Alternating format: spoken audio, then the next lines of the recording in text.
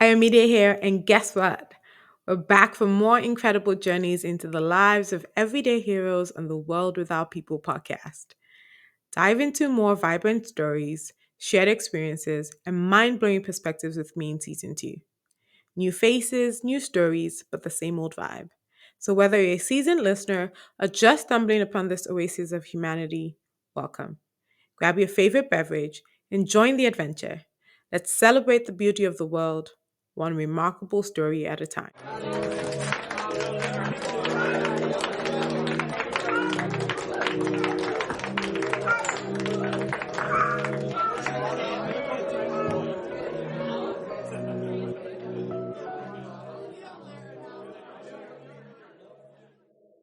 Welcome, everyone, to another episode of The World Without People. My name is Ayomide, and I am always excited to be here. And the reason why I am more excited today is because this is the second time I'm having a sibling on the show. And this is really so cool. And it was even the sibling that was like, you have to talk to my sister. And I'm like, yes, that's so cool. Thank you, Jesus. Because, part of you're just starting something new. How do you find the best person to talk to and everything? And I really love it. And so, welcome, Dr. Adeola Chukwumah.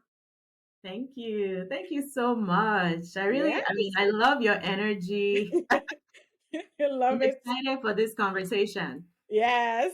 Okay, so you guys should remember the episode with Shala Okunore. We talked about vibing high. Very, very positive. And you can see with a smile that she's also very, very positive. I love it. And we'll go into a little bit of some of those things as well, siblings wise. But we wanted to talk a lot today, actually, even about work and science and health and all of that stuff and finding your passion. But it's interesting that in preparing for this conversation, we were trying to figure out time because she was so busy with work. And then you lost your job, which is interesting. So tell us a little bit about that. Before that, I should say she's a holistic board certified registered pharmacist and integrative health coach. And so you lost your 9 to 5. So tell us a little bit about that. I did. Okay, so as a doctor of pharmacy, I've been able to do a lot of things in my career.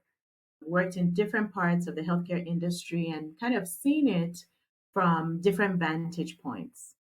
So my most recent role was at a pharmaceutical company where I managed some of our strategy around hospitals in the oncology space. And I mean, it was great. I loved it. I love what I do. Mm. And, last week we were told that an entire like 30% of the workforce was being let go. Mm. So it was very surprising to me because this is my first time experiencing that. I will say, though, it's not unusual in the pharmaceutical manufacturer world because, especially for the publicly traded companies, they answer to shareholders. Mm. And so, whenever there's numbers that are not meeting expectations or whatever else the shareholders are looking at, the company makes changes. And so it's not unusual to have that happen. It's just for me, it was the first time. So Oh. now I know for next time to kind of prepare. But, I always believe that with every change, every transition, it's for a reason. Mm-hmm. So, I'm taking my time, seeing what's out there, working on my business, growing that. And, I know that when God is ready, that right thing will come. So, really I love excited to it. see what comes next. I love it. And I think it's great that you can think about it in such a positive way because you also just had your birthday. So if it were me, and maybe back in the days, I'm good now. I understand God a little bit better now. But back in the days, I'd have been like, how can you give me that as a birthday present? Like, God, that kind of thing.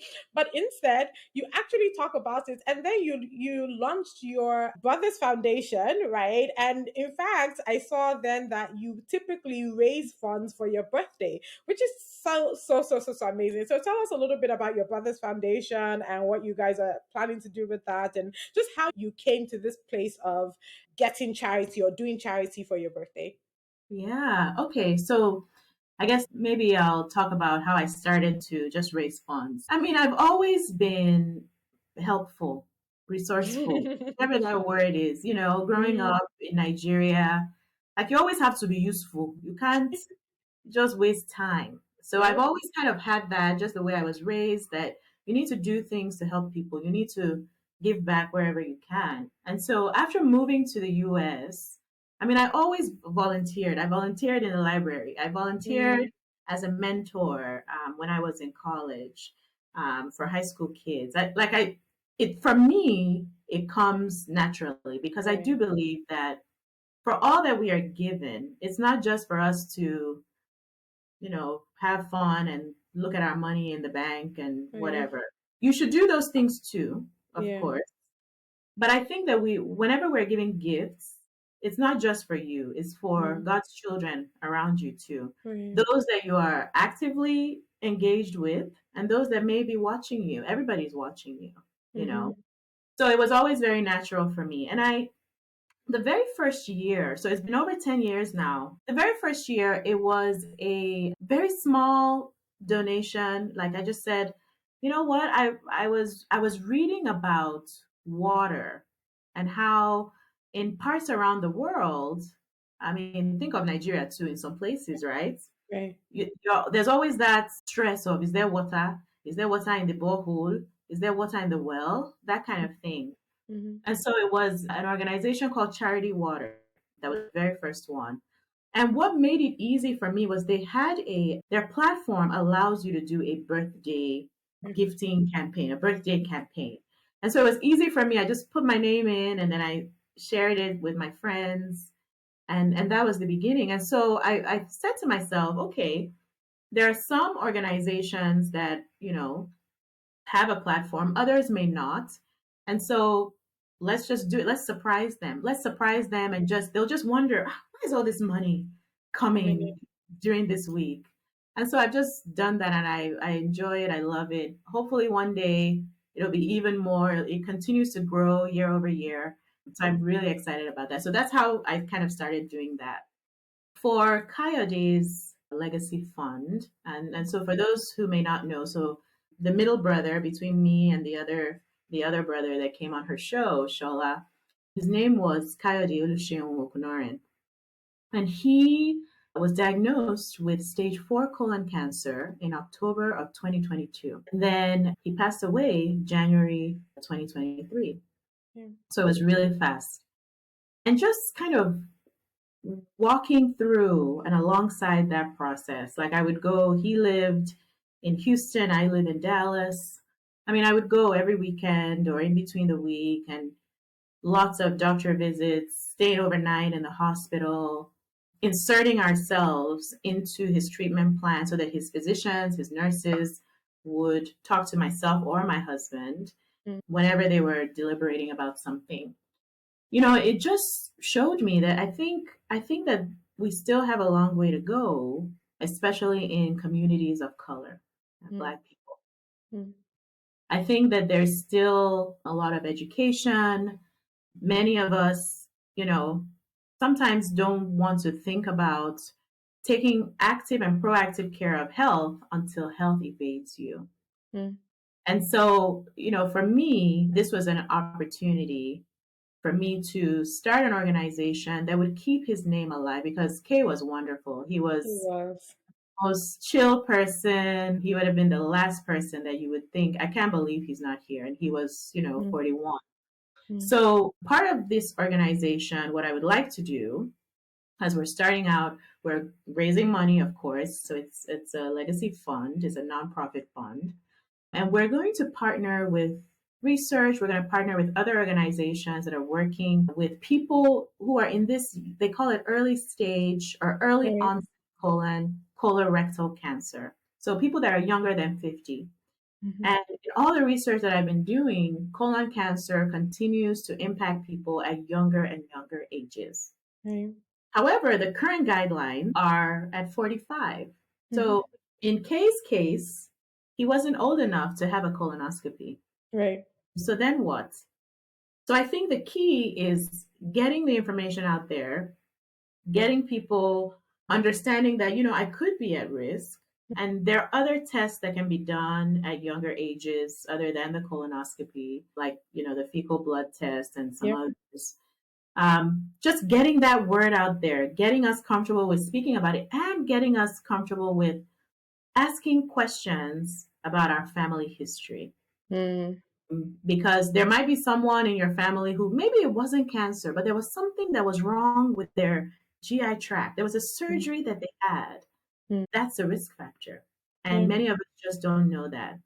So my goal is to partner as much as possible, get these funds in the hands of people that can use them, and also perhaps help some of the patients too with some of their needs. So starting out, we're going to launch April 4th. We're having a small fundraising luncheon in the Houston area. So Awesome. it'll be the beginning of this. And it's called the Kayode Oluseun Okunare Legacy Fund, abbreviated Cool Fund. So I love it. cool.org. Mhm. Thank you so much for sharing that. It's funny, I forget that you also have a master's in public health. I do. I do. Okay. Yes. Yes, we're always going to school. School after school after school. Yeah, so I did a little bit of research on cancers. Actually, it was what I thought I was going to do my dissertation on, and then it eventually moved on to CVD. And so, a lot of these things you're talking about, you're right, because we know that in Black populations, especially, the early onset of some of these diseases, and it's all kinds of diseases, breast cancer, like Michael Shanahan's daughter, who's dealing with, she's, what, 1921. Like, again, you wouldn't have gone for a mammogram. It would just be a routine exam that would, open that conversation up, and you obviously you would be shocked because you're like, I'm 19, I wouldn't even have ever known. And so I do love the fact that you're bringing awareness to this, especially because colorectal cancer happens so fast. Of all the many different cancers, it's one of the ones that happens so fast. And again, sorry, I don't know if you knew that I knew Kay. We actually, he had come down from Michigan once. We went to go watch a hockey game. Like, I have all these memories, and yeah, great guy, great guy. And I'm so happy for you guys that you guys are able to come together and do this. Sometimes I think grief can make one inactive, but I like that you guys are using that passion to move this forward. Okay. It is also a very natural flow for you though, because it was another family member's health concerns that drove you to start your business. So Yeah. tell us about that. It was. It was. Okay, so the name of my business is The Wellness Keys. And what we do is we work with parents, especially busy professional moms. And what we do is, in a holistic way, looking at emotional, lifestyle, mental factors. We work together with that parent for their child's best health. And we do that through leveraging food. Okay. So, here's what happened to me. When Mm-hmm. my son he was 7, all of a sudden we would get calls. I'd be at work, I'd be in a meeting, and they'd say, "Oh, your son is having a tummy ache. You need to come Mm-hmm. pick him up." So I would drive, and I worked at that time. It was about 45 minutes away from the house and school and everything. So I would drive back, and the next day something else. And we were wondering, like, what is going on? And we Yeah. took him to the pediatrician, and they started to do tests. So they did several tests, nothing showed up. Ended up doing an endoscopy as well. So he had to be put to sleep to do that. And then they couldn't really find anything. He didn't have H. pylori. He didn't have celiac disease. Mm. And so the next conversation, a friend of my husband's, who happens to be a GI pediatrician, said, sometimes we may have to give these drugs, and they may have to be some children also have surgery. And I said, okay, all right, you guys don't even know what's going on, but you are ready to treat almost blindly, to give Mm. surgery as an option almost blindly. Mm. And I said no. And so I started to research and look for, and there's this concept called functional medicine, which is kind of the concept that I use in our practice as well, is trying to get down to the root cause of what is causing these somatic symptoms that we're seeing. And so I found a pediatrician who was a functional medicine trained pediatrician, also traditionally trained. So I'm not talking about going to some type like she went to medical school, but she had additional training. And so we went to see her, and she did some functional medicine testing, which is a little different than some of the blood tests that we traditionally do. And they found that he had some food sensitivities. Mm. And so what she said was, you know what? In children, especially, there is a quick response once you make changes. And I think that is true. And so we took out those things that he was sensitive to. And within 6 months, all of those symptoms went away. Mm. And so, it just had me thinking, like, okay, if we hadn't done this, we would have started with one drug and then Right. side effects, add another drug. And because I am a pharmacist, I understand that. I understand. I mean, part of what we do with polypharmacy is try to reduce the drugs that a patient is on so that we Right. can alleviate some of those side effects, where appropriate, working with their physician. And so I didn't want that for my child at 7 years of age. Mm. And so 6 months, he's better. A year later, he's even better still. Mm. But in the process of doing that, we also changed our food at home. Like there are Mm. some things you will never find in my house.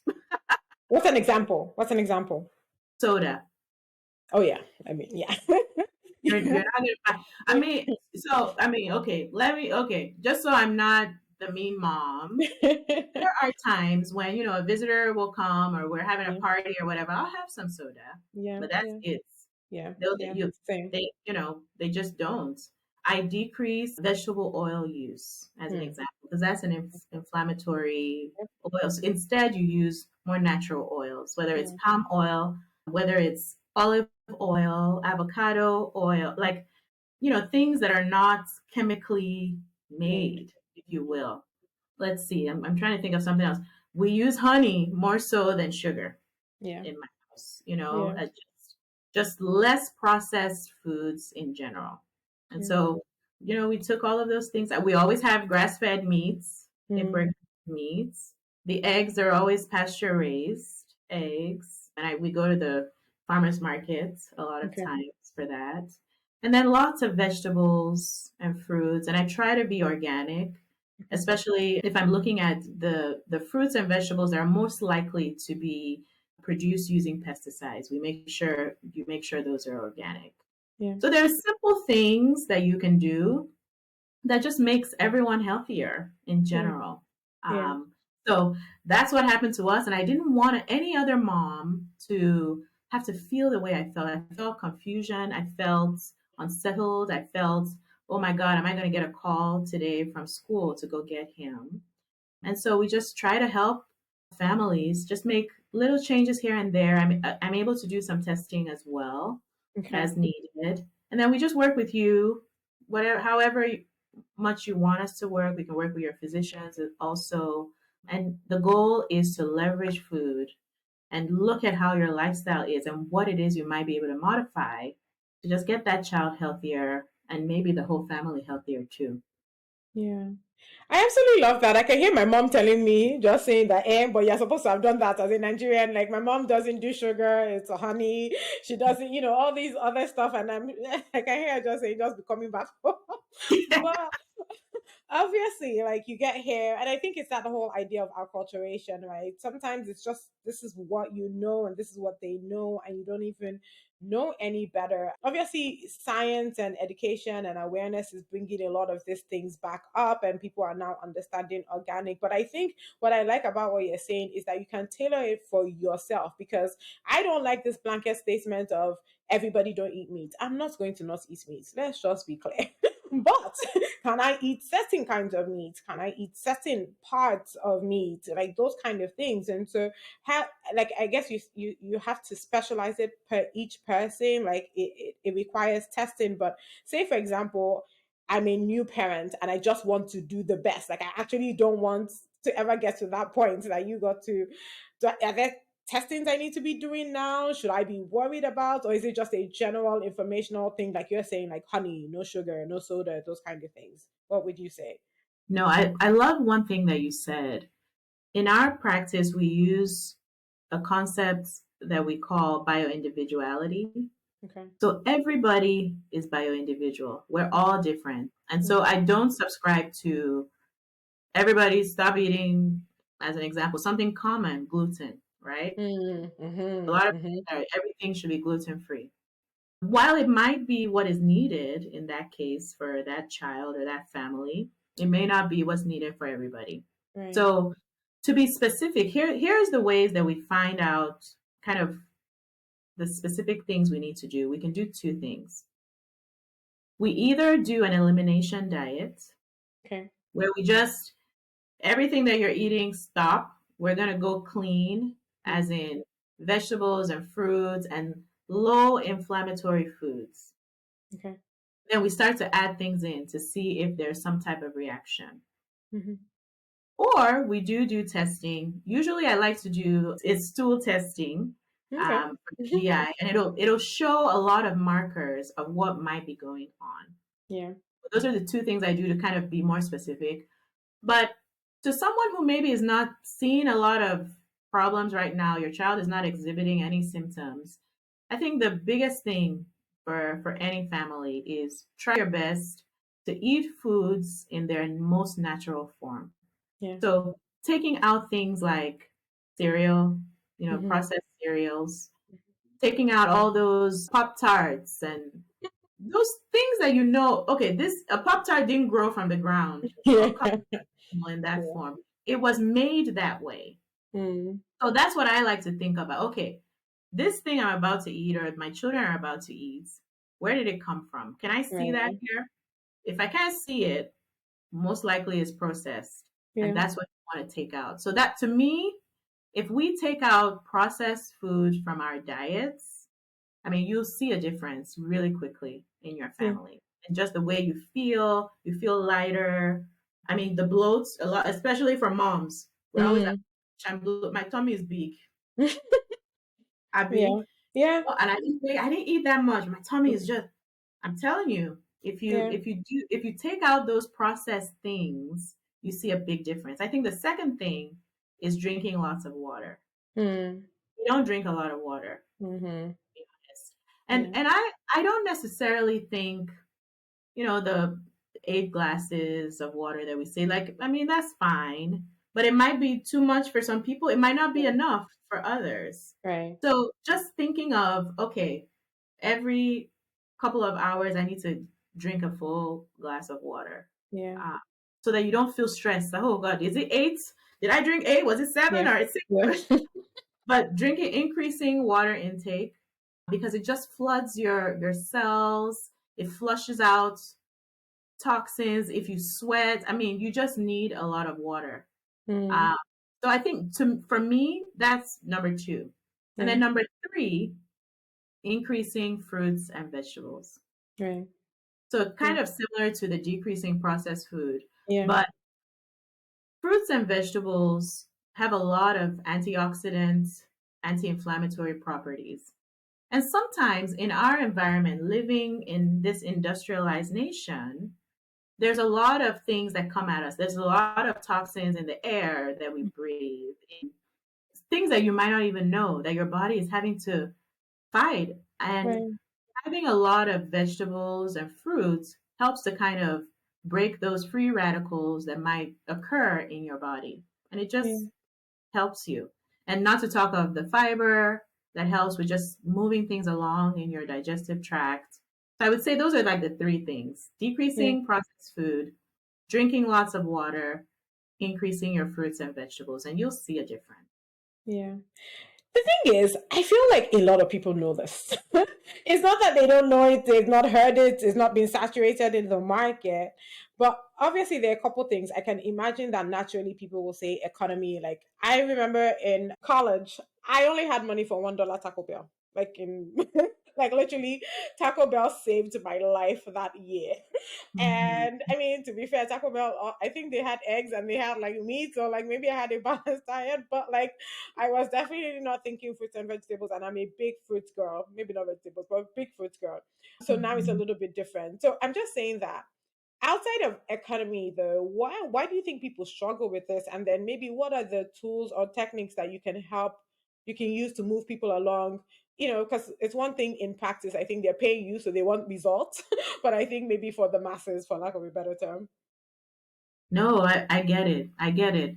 I think for even for me, if I don't plan Mm. for the week, oh well, so sad. It's not, so I'm not trying to say I'm perfect. No, I'm Yeah, not. yeah, yeah, You know, every day you do something better. Every day you keep consistent. And if you fall off the wagon, dust yourself off, jump right back on. But I think one of the biggest things is we don't plan yeah. Mm. because we're so busy. So it's not necessarily our fault. You know, you're tired, you've been at work all day, and then someone would say, you know, come and eat vegetables, which I didn't buy any. Better eat that pop tart that is inside the that is in the fridge. Yeah, So I think that's one big thing. You have to plan the meals. yeah.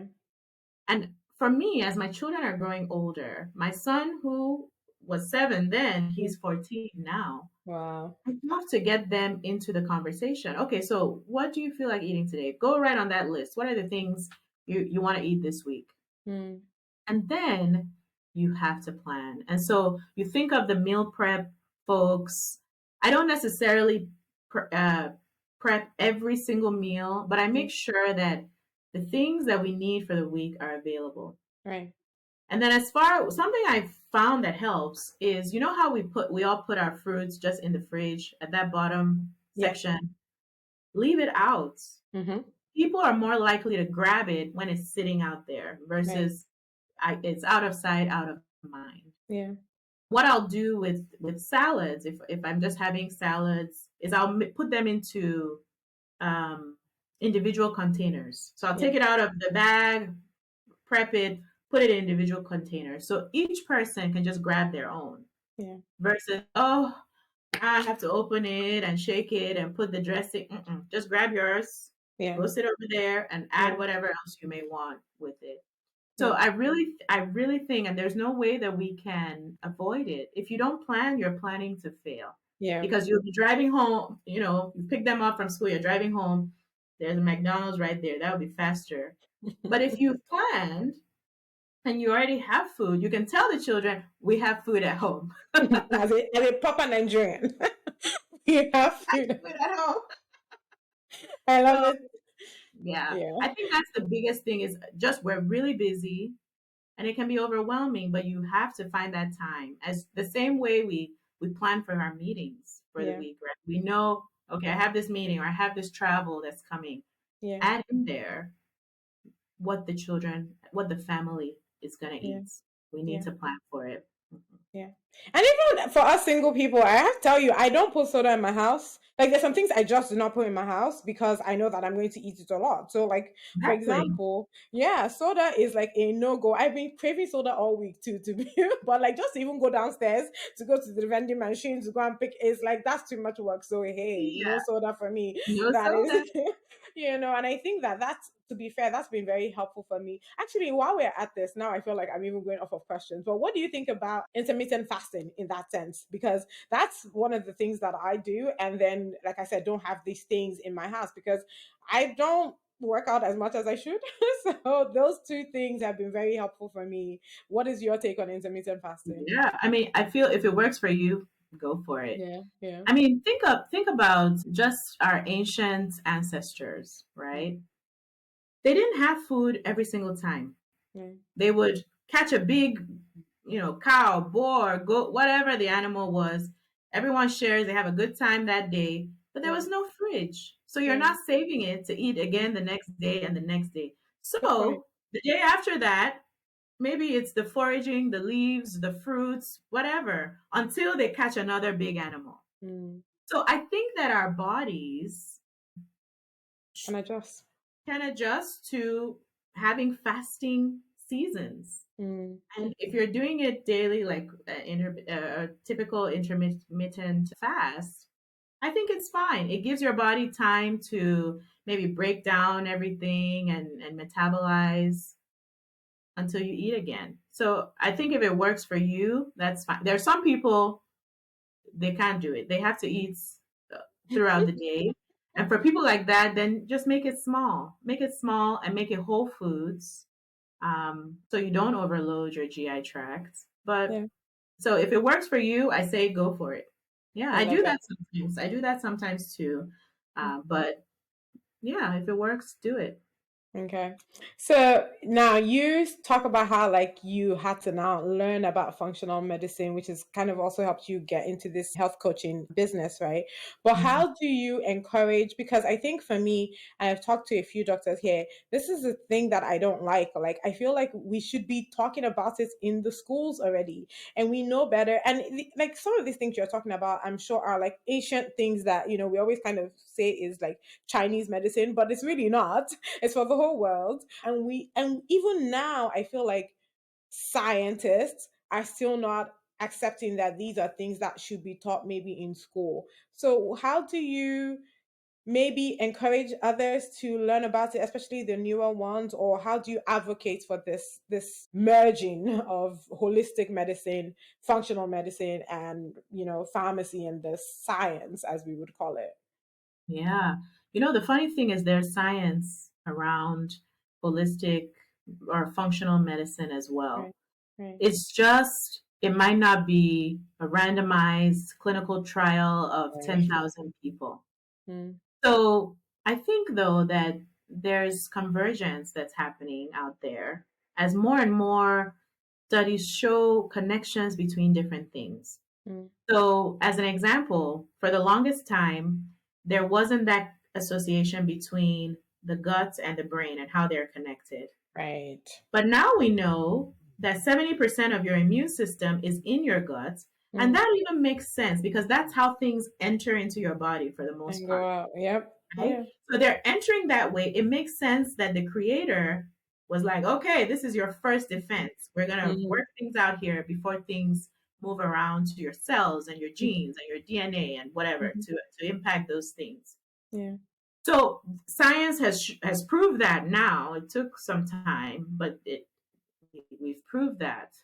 I would say that let me give another example. So there's a researcher, she's actually going to be speaking at the launch event for Kay's Legacy Fund. And Awesome. she's doing research that is looking at the microbiome across different countries in the world to see how do the differences in microbiome and the bacteria that's in different people's gut, how does that correlate with the incidence and perhaps even severity of colon cancer? Hmm. So there's research that's going on connecting all of those things. Yeah. So I feel like there will be a convergence, and we're seeing some of it here and there. I think for those of us who are already doing some of this work, we just need to be more vocal. Right. That's all that we can do. And and I to your point, as younger people are coming up, this generation, this younger generation is very curious, and it's not necessarily accepting of what the authority says. They're Right. more like, okay, wait, show me. What do you mean? Why? You know? Mhm. And like in my generation, whatever they Mhm. said, I am not going to question it. That's Right. what it is. So, I just think that in time we'll continue to see more of that. But for those of us in this space, for our circle of influence that we can help support, we just continue to echo those words and help people. That's all Yeah. we can do. So what was the biggest pushback by like the current doctors that were working with both, even like you said with Kay and like with your child? Because I can imagine that I have public health degree, so sometimes when people are talking, I'm like, I know I'm not a medical doctor, but I know that kind of thing. I know the statistics, I know the stuff. Like how do and obviously they're looking like you like, well, I went to medical school. So I can kind of get that, there's that pushback. What was some of the, or what were some of those challenges, and how did you navigate Oh gosh. Well, I had someone say to me, "Well, we just don't know that that's going to work." it? And I don't even know that I had the words at the time to say who are we and what is it that you don't know that's going to work. I just removed my child from her presence Mm, and went somewhere else. So, I think you want to have a physician, and there are wonderful physicians out there who are willing to sit down, spend that time, have conversations, look at what you share with them, and do their own research to see, it's something they weren't taught in school, but Mm-hmm. there's research happening now, Right. Right. that they can go look up. So I think the key is to try to find someone who's open to hearing your thoughts Right. and doing some research on their own, reaching out to other professionals, and then Right. they may not agree with you 100%, but if they what I feel they should do is, as long as you're not, in their opinion, doing something to harm yourself, Yeah. they should be supportive, Yeah. even if they are not totally 100% sure because the studies, in their opinion, is not supporting of it. I do think functional medicine in general, there's not really anything that's harming you, because Right. it's really about getting down to the basics and trying to remove some of those chemicals that are in the form of medications and sometimes out of your way. And here's the other thing: I believe that science and the innovation that we've done with treating disease is phenomenal. Mm. Phenomenal. I mean, many medications are developed from natural sources, Right. tree bark or an Mm. animal or Right. I do think though that your body still needs to be supported when Mm. you are taking medicine of any kind. Okay. I think physicians are starting to kind of think of how can we support patients as they're taking some of these medications that give all these side effects. How can we support them a little more naturally through that process? So, I don't think you should just not take any drugs at all. No, but you do have to question. So, Mm. even when I was in the pharmacies in direct patient care, I always tell my patients, if your physician writes a prescription for you, you have to ask, what's this for exactly? Mm. Write it Mm. down. Mm. Second one, what is that for? And write it down. So that you understand that, it's for something that you need, Right. and not just the side effects of this side effects and that side effect. That's what we don't want to do. We don't want to Mm. do that with patients. So I think, many physicians will have pushback on some things, but you do want to find one that's open to that discussion, that discourse, that just understanding where you're coming from. And then you may learn something from him too, or Right. her as well. But you want to have an open dialogue with your healthcare provider for sure on anything that you're going to try. Yeah. And I think the point you make then makes me think that we have to almost kind of have that even from preventive care, not when you're in that place of distress. Because I can imagine that if you're in that place of distress, you just want to get whole again and you just want to get healed again. And you don't even think about, like, again, another parent who maybe didn't have your background will be like, well, surgery because I want to get whole again, or I want my child to get whole again. So I guess maybe, do you have any advice to people on proactive ways that they can manage their health? I mean, I know you said some of these, you said the three things, but I guess in working with even from primary care situations, right? This idea that, okay, you're supposed to see your doctor once a year, you see your eye specialist once a year, and things like that, but like still then being proactive in that sense of, bringing both the integrative and conventional methods that you're talking about to managing your health. Does that make Right. sense? It does make sense. I think the first thing is you need to know your numbers. I mean, that's Mm. something that you should always know, blood glucose, blood pressure, how much you weigh, Mm. your body mass index, even though it's not the best measure for everyone, Yeah. but at least have those touch points that your physician does every year. You need to know that. Mm. And so if you're seeing changes, that shows that there's an opportunity for something, I right? love that word. Yeah. So if you know, then as you trend, you can see a change, Mm. faster if there's a Yeah. change in the trend. Yeah. Same with your children. We take them when they're babies, you're going to the doctor, they're doing the measurements. You got to see that trend, Hmm. if there's something changing, then okay, there's an opportunity here Yeah. for something else. And then you have the conversation with your physician. What can I do to make this number better? And you know what, too? I think sometimes physicians, you know, run through the motions, sometimes because it's busy, they're overstretched. If a patient comes that's really interested in their health, has their numbers, is asking good questions, they're going to stop and listen to you. Mm. So some of that is on us too. We have to advocate for ourselves. Yeah. So that comes by first having the knowledge of this is what we've been doing for the last couple of years. I see this number is changing. Is there anything I can do to Mm. help with that? And having that conversation with the healthcare provider. I love it. Just a random question. So, what actually led you to pharmacy? Because I also think it's a very interesting, because you also mentioned like now you're not even in direct patient care. I only think of pharmacy in two ways: direct patient care or clinical trials.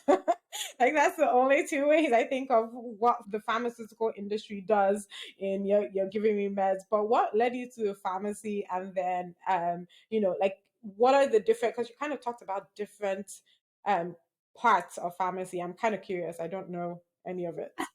Yes. Okay. So I was going to be a pediatrician. Mm, That's what I have always wanted to be. mm, And I was in college. I was already taking my MCAT prep classes, and it, and then my father, he called, and one of his friends, their child didn't get into medical school, so he was afraid that maybe I mm, wouldn't get into medical school. So I was a biology major. mhm, And then he called me and he said, "Oh, what if this medical school thing doesn't work? Do you have something that you can work with as you're mm, trying to get into medical school?" I'm like, "What do you mean I'm going to get into medical school?" And so he ended up having me research other professions I could work in with all the credits I had already gained from mm, trying to get into medical school. And at first, I came back with occupational therapy, physical therapy, mhm, but he already had in his mind pharmacy, and he kept saying, "Oh no, just keep doing some research. I don't know. I'm not sure about that." And then I was like, "Okay, well, pharmacy, I've done almost all of those credits." And he said, "That's a good idea." And mm, so I'll never forget, I submitted my application on the deadline that year, mm. and I got in and I started the program. And then it kept going on and on and on. And You I was like, really love that. just want to work. And that's the Wow. reason why I didn't go to medical school. Yeah. Yeah. It's an amazing story. I know it seems so very like, but it's such an amazing story. I love when parents, and I hope I can be that parent that can see it's not even. I mean, I'm sure you would have done well in medical school, but maybe he just had a knowing. It may come across as fair, but he had a knowing that you could succeed in this and this. Maybe think about work life balance for you now and things like that. Like, I really, really, really love that. Oh my Well, gosh. maybe I like what you said. He had a knowing. I'm going to Mhm. tell him that next time. Daddy, you had a knowing. Oh no, I really love it. I think a lot of parents don't.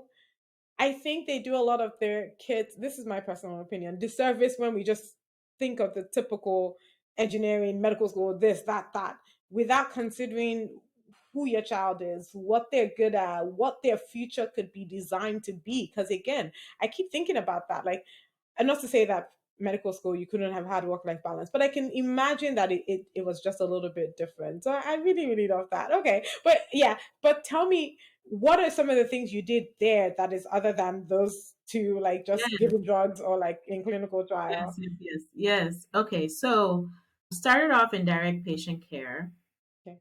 a little bit of hospital and community pharmacy. And then I moved into managed care, which is kind of the insurance space where, Okay. we're covering people's lives through your insurance Okay. and trying to work through clinical programs at a group level or population level to keep that population that's under this group that has the insurance healthy.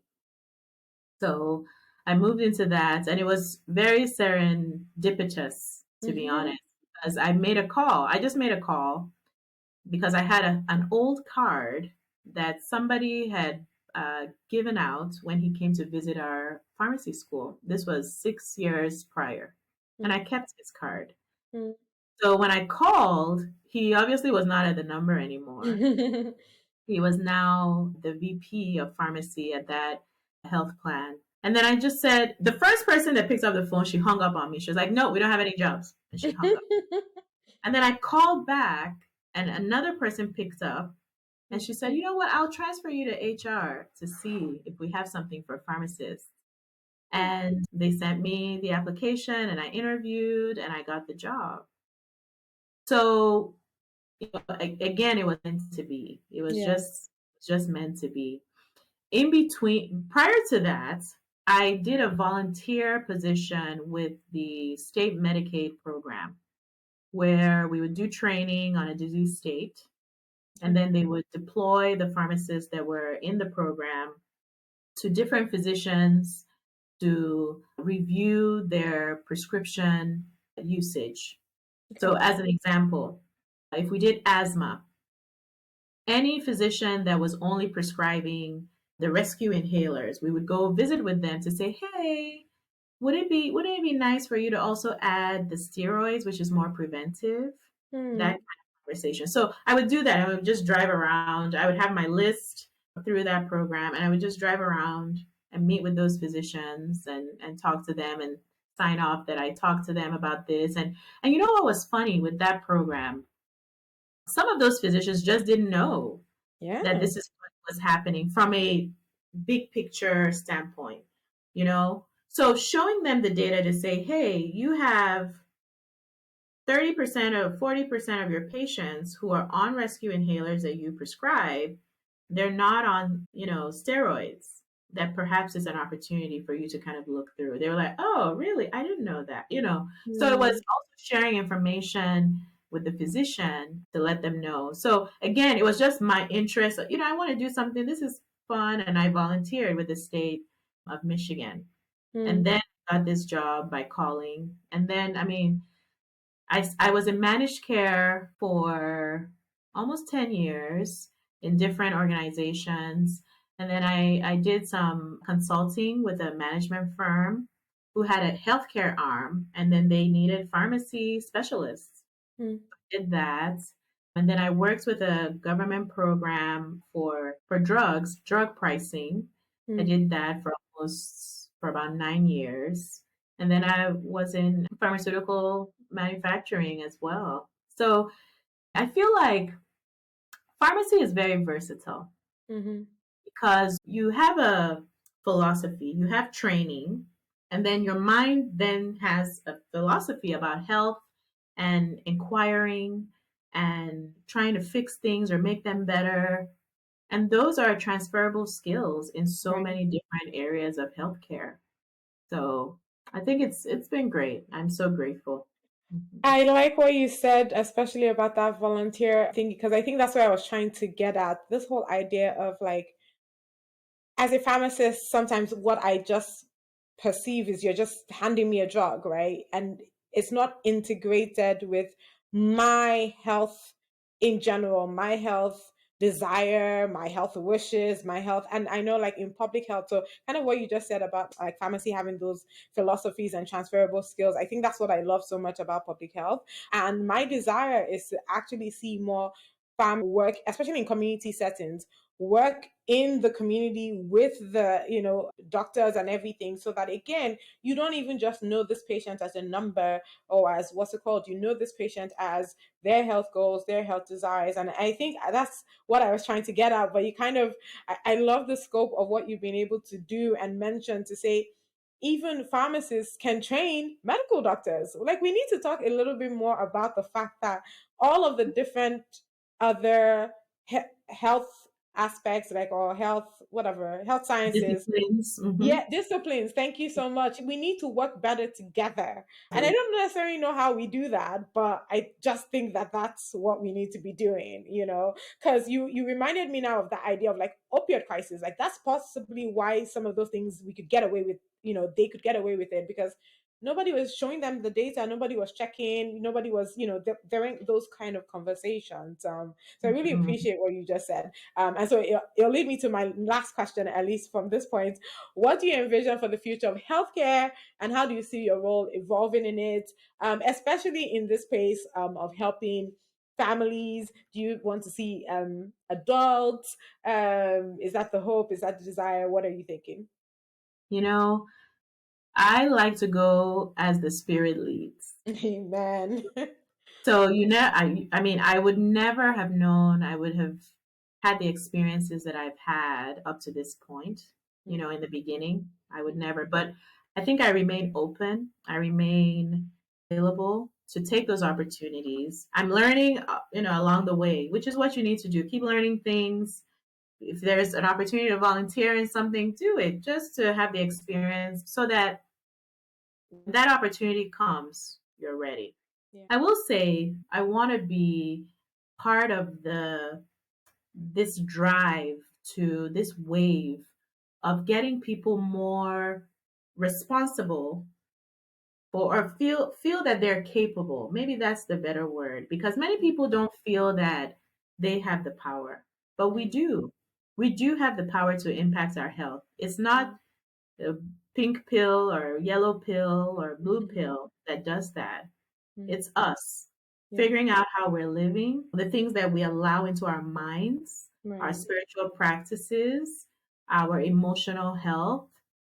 There's a concept of primary food that I use in my practice as well, which is food that's not you don't put in your mouth. You have to be at peace. You have to have good you have to have well-being Mm, or you can make the best decisions when it comes to the food you put into your mouth. So, making sure that your primary food is intact, I think, is the first layer for every mm, single person. Before we worry about how much do I weigh, what should I eat, gluten free, whatever. So, I think that we're seeing more and more of that as we hear more about mental health, mm. as we hear more about people trying to have lifestyle changes. Those things do need to happen for us to feel like we have the power in our health.